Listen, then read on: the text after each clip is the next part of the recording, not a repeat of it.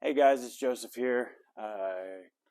Ham radio call sign Kilo 3 Alpha Romeo Kilo, GMRS call sign Whiskey Romeo Echo Delta 603. So what we're about to do is we're about to go up to the repeater site, the GMRS Repeater site. Been working for the last week to get that up and online.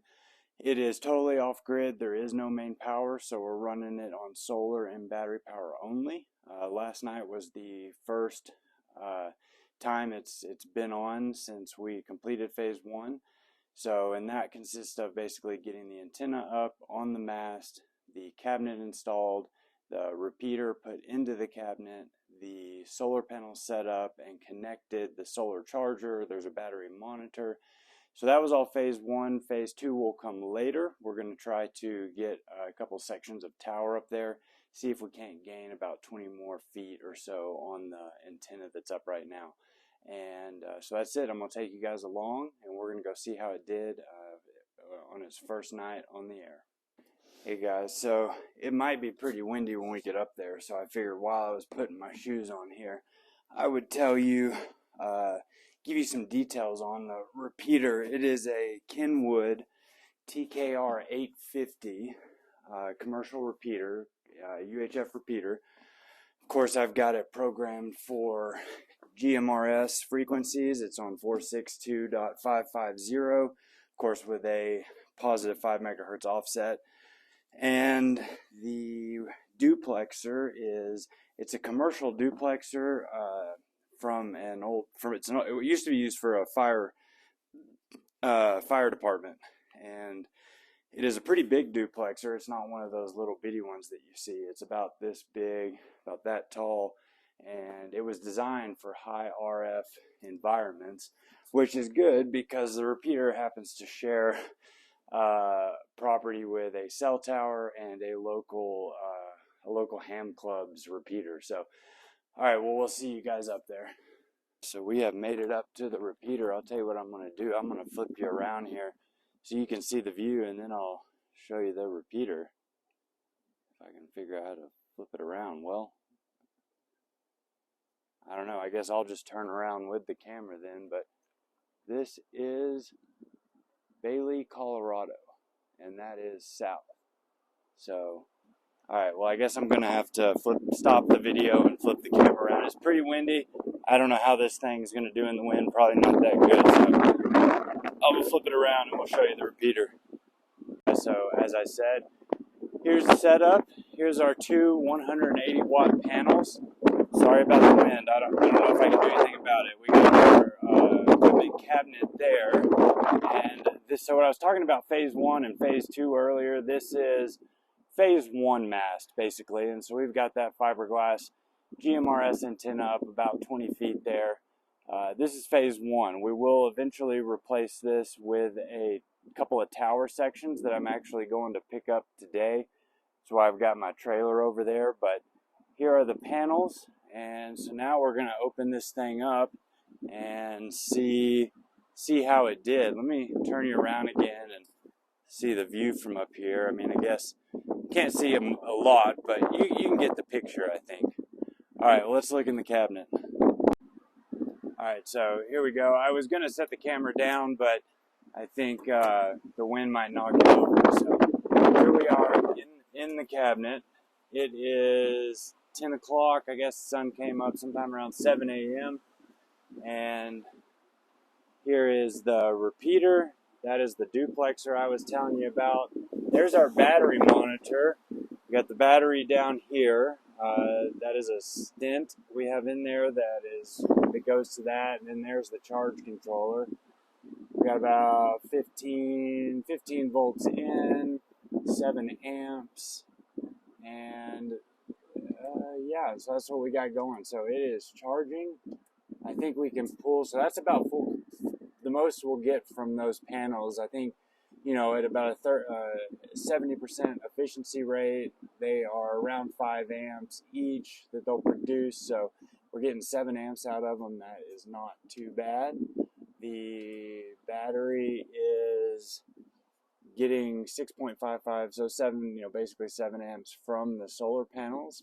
Of 200 amp hours, we have 191 available and it is charging. So that is really good to see.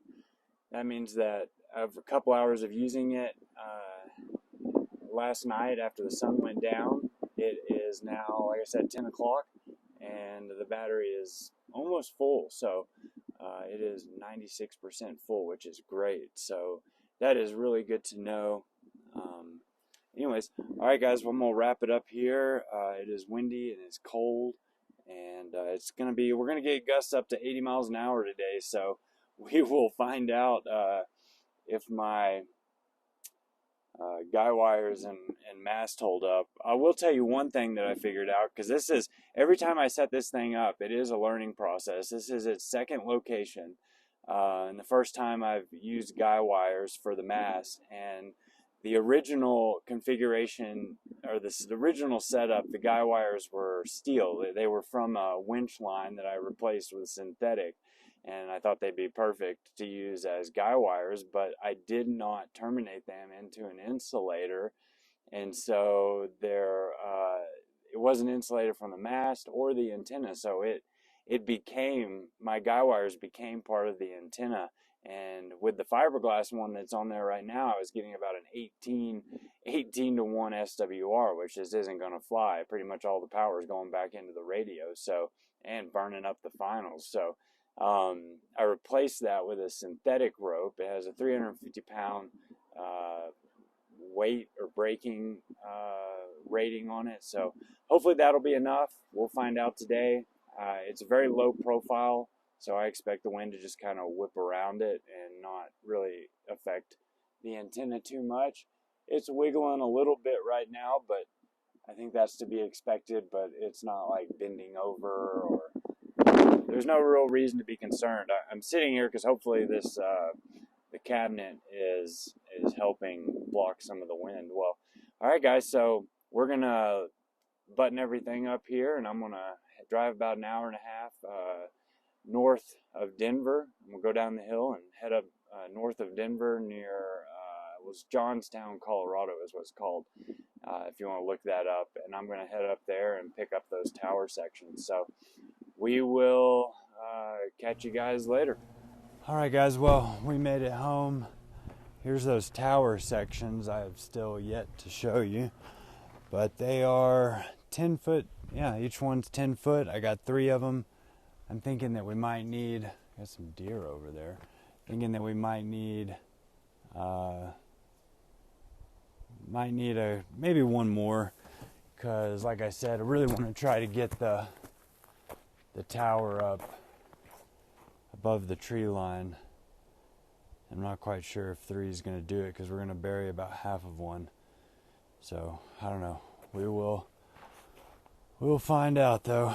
But all right, I'm gonna check on the pooch, and then we'll go up to the repeater. I just got home. Here's the shack. Nothing's on because, well, I just got home. But let's see what the max wind we've picked up. So 31 is the max gust we've gotten at the house today, which I'm on the side of an east-facing ridge, not on the very top of a mountain like the repeater is. So let's get some stuff turned on. They've probably gotten some higher winds up there today, but anyways, all right, we'll go up and check here in a minute. All right, good morning, guys. It is now 9:30 a.m. the next day. I did not make it up. Well, actually, I didn't make it up here when I originally got home and showed you guys the tower that was on the trailer. It was just too late. My wife had been gone for 2 days, and she was about to be home, so I needed to get dinner going. But we did end up running into an issue around 8 p.m. last night where the repeater was not functioning correctly.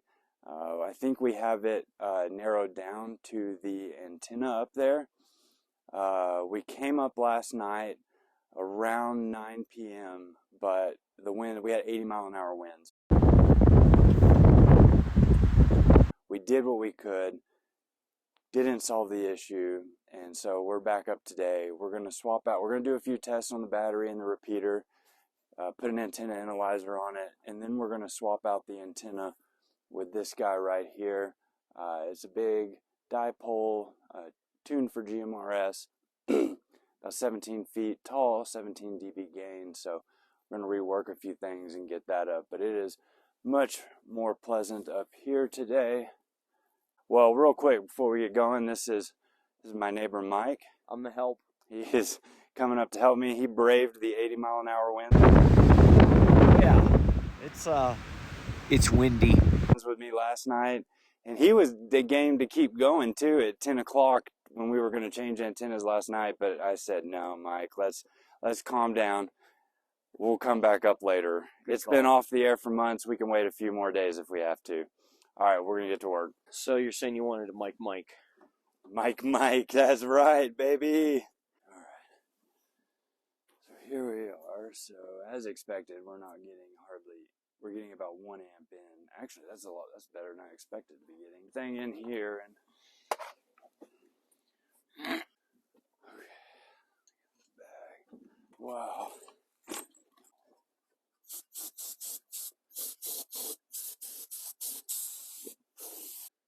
Awesome. Success.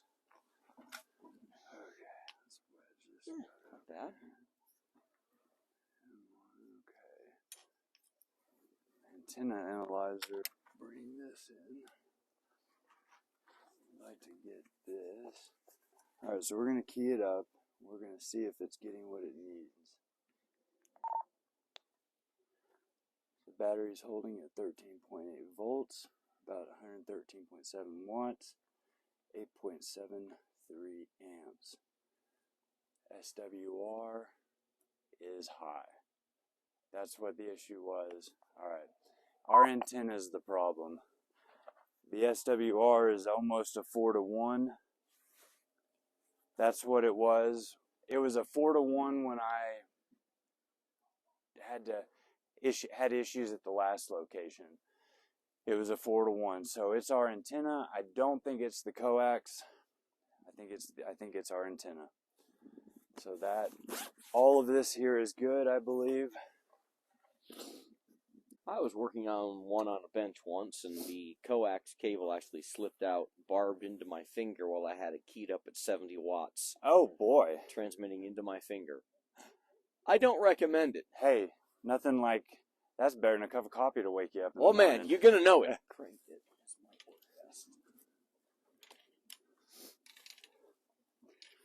Alright, I'm creating a trip hazard right here, just so you know. So alcohol is good for cleaning connectors because it dries really quick. It doesn't, you don't really get the risk of damaging anything is much lower.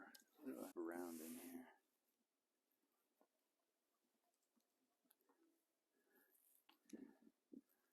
Wipe the inside of this.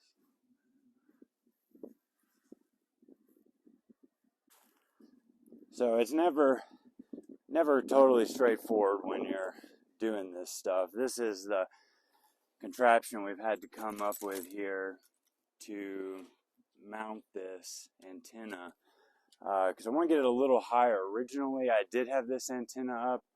I'll spare you the long story, but it was just mounted directly to those mounts there like that mast is, but I want to get it a little higher in the air. I mean, this thing is 17 feet long. You can see it laying down here. But I want to get a few more feet on it. So that's what we're going to do. Here to hide. He comes running up there. There's a oh, shoot. Okay. Oh boy. I think we're okay. So hold on. Look above you at those two birds flying in a perfect pattern. Oh yeah. Is that so cool or what? They just circling around. Cool. Where we laying it down at? Right here.